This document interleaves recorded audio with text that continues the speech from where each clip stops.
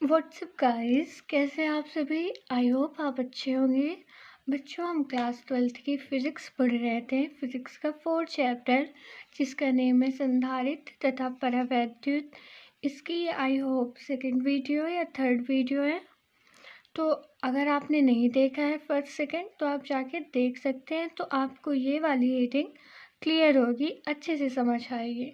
तो आज की जो हमारी हेडिंग है वो है आंशिक परावैद्युत संधारित्र की धारिता। और चैप्टर नेम क्या था हमारा? संधारित्र तथा परावैद्युत। चलिए स्टार्ट करते हैं डायग्राम से।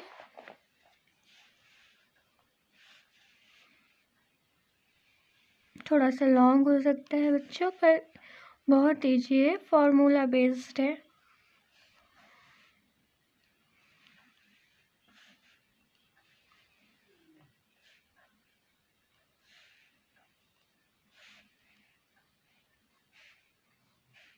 ये लाइन कंप्लीटली टच करेंगी उस साइड के एरो को।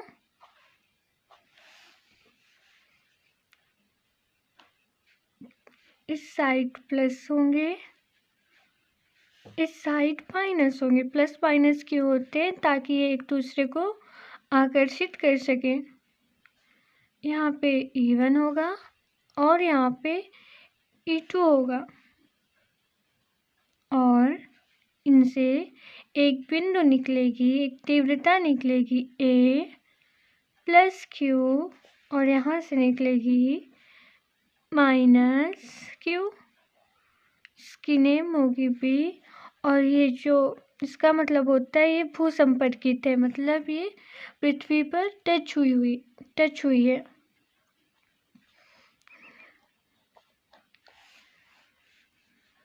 इनके बीच की जो दूरी है बच्चों वो D है। ये हमारा X हो गया, ये हमारा Y हो गया। चलिए अब समझते हैं इसको लिखेंगे कैसे। लिखेंगे, माना एक समांतर प्लेट संधारित्र X, माना ये वाली जो हमारी प्लेट है ये संधारित्र X है, तथा Y मतलब इससे Y से मिलकर बना हुआ है। तो डायग्राम के बारे में सिर्फ बताया गया है कि समांतर प्लेट है जो X तथा Y से मिलकर बना हुआ है, जिसका परावैद्युतांक माध्यम X सिरे पर प्लस Q कूलाम आवेश तथा Y सिरे पर मतलब इस सिरे पर माइनस Q कूलाम आवेश तथा दोनों इलेक्ट्रोड पृष्ठीय घनत्व माइनस अल्फा। यहाँ पे जो इसका पृष्ठ क्या होता है बच्चों? ये इसका पृष्ठ होता है। जो इसका पृष्ठ दिया है वो अल्फा दिया हुआ है, माइनस अल्फा। और इस वाले का जो पृष्ठ होगा वो भी माइनस अल्फा होगा। दोनों माइनस अल्फा दिए हुए हैं, जिनके कारण वैद्युत क्षेत्र की तीव्रता क्या उत्पन्न हो रही है बच्चों? E। और यहाँ पे वैद्युत क्षेत्र की तीव्रता क्या उत्पन्न हो रही है? E2। वो हमें प्रूफ करना है। तो उसे कैसे प्रूफ करेंगे? एक बार और आप थ्योरी अच्छे से समझ लीजिए कि मान लीजिए एक संधारित्र है जो X और Y से मिलकर बना हुआ है। कैसे लिखेंगे? माना एक समांतर प्लेट, मतलब एक दूसरे के समांतर प्लेट है जो X और Y से मिलकर बनी हुई हैं, जो के परावैद्युतांक माध्यम में स्थिर X सिरे यानी X सिरे पर माइनस Q आवेश तथा Y सिरे पर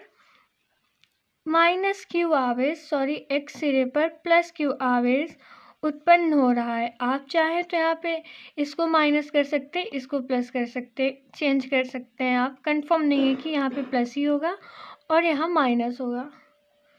और जो इनके कारण जो तीव्रता उत्पन्न हो रही है वो माइनस अल्फा तथा माइनस अल्फा। E1 पे कितनी है? Minus alpha. E2 पे कितनी है? Minus alpha. दोनों की तीव्रताएं सेम है, तो कैसे आ जाएगा?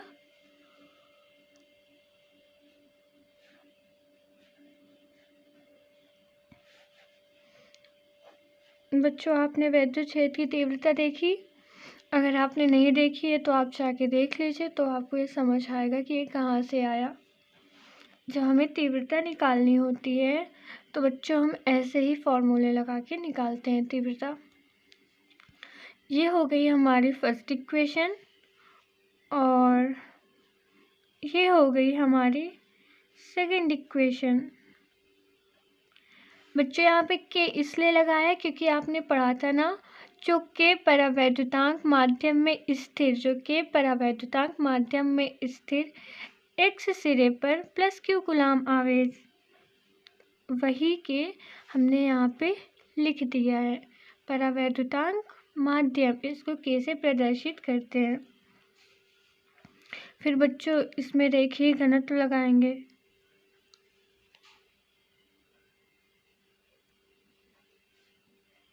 Alpha equal to q upon a, ये हो जाएगा हमारा सेकंड समीकरण। और फिर लिखेंगे बच्चों प्लेट के बीच की दूरी। यहाँ पे मैंने आपको स्टार्टिंग में बताया था ना कि हमें दूरी भी इनकी लिखनी है, तो ठीक है। तो कैसे लिखेंगे बच्चों, प्लेटों की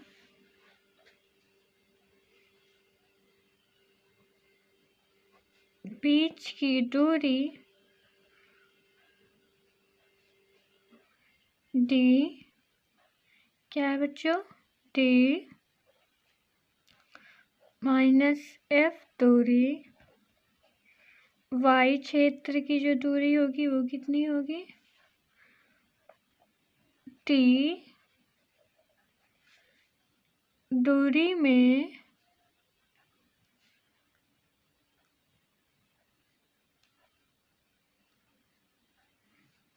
परावैद्युतांक के है, कि दूरी में परावैद्युतांक के है, मतलब डी से दूरी एफ उत्पन्न हो रही और वाई से दूरी टी उत्पन्न हो रही, जिनकी दोनों दूरियों के बीच में परावैद्युतांक के है।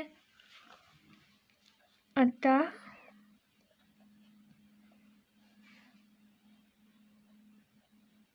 वैद्युत विभव, बच्चों आपको याद है वैद्युत विभव का फॉर्मूला क्या होता है?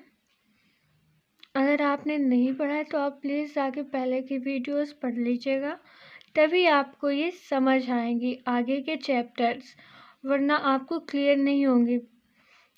जो वैद्युत विभव का फॉर्मूला होता था वो होता था V equal to W upon q naught. तो बस उसी का यूज़ यहाँ पे किया गया है। कैसे यूज़ किया गया है, V इक्वल टू इवन क्यों लिखा, जो हमने यहाँ पे निकाला था ना फर्स्ट इक्वेशन और सेकंड इक्वेशन, तो वो हमें यहाँ पे रखनी है। V equal to even bracket D minus T क्यों आया, इसकी दूरी हमने बताया था ना, वाई जो दूरी थी टी के बराबर थी और जो डी थी ये भी टी होगा, सॉरी मैंने एफ लिख दिया था, प्लस E2 की जो दूरी है वो भी टी होगी। तो कैसे लिखेंगे बच्चों, अब V equal to alpha upon epsilon naught. बच्चों यहाँ पे अल्फा अपॉन एप्सिलॉन नॉट क्यों आया, क्योंकि जो इवन की हमने वैल्यू निकाली थी वो कितनी थी, ये देखिए alpha upon q not.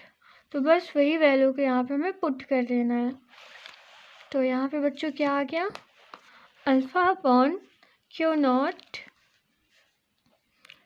D minus T plus, अब E2 की वैल्यू हमने क्या निकाली थी, ये देखिए अल्फा अपॉन के एप्सिलॉन नॉट। बच्चों आप चाहें तो के लिख सकते हैं, नहीं भी लिख सकते, क्योंकि ये एक नेतांक होता है जिसकी वैल्यू 1 होती है, फिर ये शून्य में चेंज हो जाता है। ठीक है बच्चों, ओके। तो E2 की जो वैल्यू है वो हो जाएगी alpha upon epsilon naught, alpha upon epsilon naught t अब इसके बाद क्या करेंगे बच्चों, v equal to alpha upon epsilon naught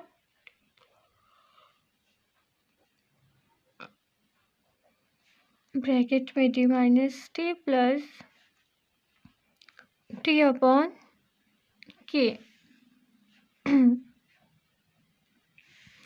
बच्चों यहाँ से हमें कॉमन मिल रहा था ना अल्फा अपॉन एप्सिलॉन नॉट, तो यहाँ से हमने इसको कॉमन ले लिया और ब्रैकेट में माइनस कर दिया और टी अपॉन के कर दिया जो कि नियतांक है। क्लियर हुआ बच्चों कि इतना कैसे आया।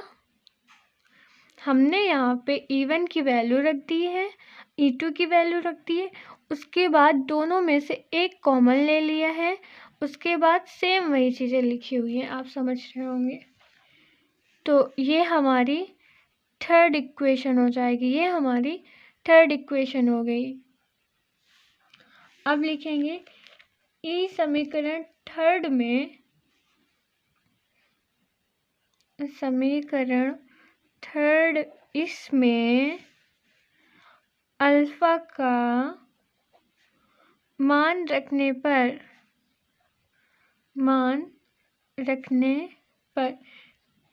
अल्फा का मान बच्चों क्या होगा, हमने रेखीय घनत्व निकाला था ना, जहाँ पे आया था alpha equal to q upon a, जो हमारा सेकंड समीकरण हुआ था,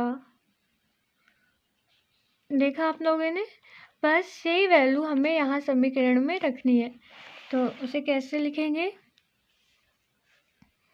v equal to A q upon A epsilon naught, alpha के स्थान पर हमने क्यू रख दिया, अपॉन में ए करके एप्सिलॉन नॉट कर दिया, bracket D minus T plus T upon के प्लस टी अपॉन के। ये हमारी इक्वेशन फोर्थ हो गई। अब लिखेंगे संधारित्र, एक सेकंड बच्चों,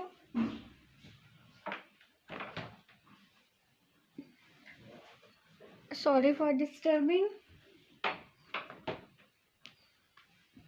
ओके डन। अब लिखेंगे संधारित्र की परिभाषा से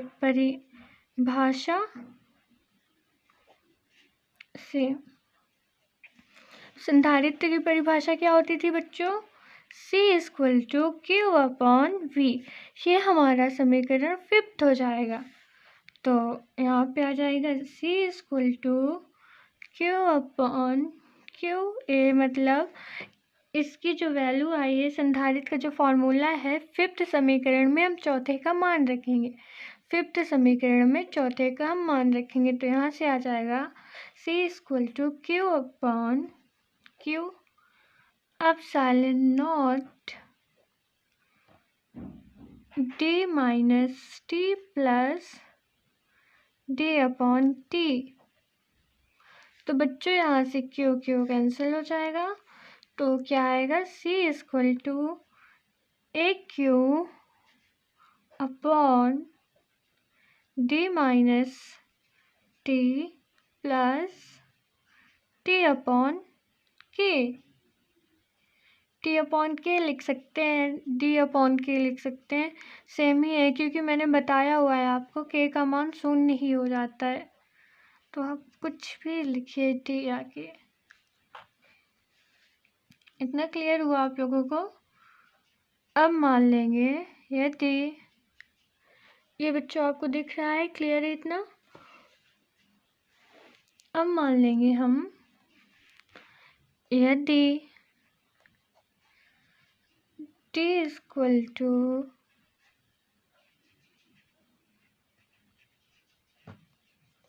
अल्फा हो तो C equal to A epsilon naught D minus T plus T upon sigma. बस ऐसे बच्चों मान लेना है कि इसके स्थान पर हमने ये मान लिया, तो बस वही चीज़ें यहाँ पे पुट कर देनी है आपको। बस इससे क्या हो जाएगा, ये जो पूरी वैल्यू आई हुई है, इसमें से जो इतनी वैल्यू है ये शून्य हो जाएगी। मैंने आपको पहले ही बताया था डी और के की वैल्यू जो होती है वो ज़ीरो हो जाती है लास्ट में, तो बस वही होगी। तो यहाँ से हमारा क्लियर फॉर्मूला आ जाएगा C equal to A epsilon naught D minus T। यही हमें प्रूफ करना था। ये देखिए बच्चों, जो प्रूफ हो चुका है। आई होप आपको ये समझ आया होगा। अगर समझ आया तो please like share and subscribe करें। Thank you.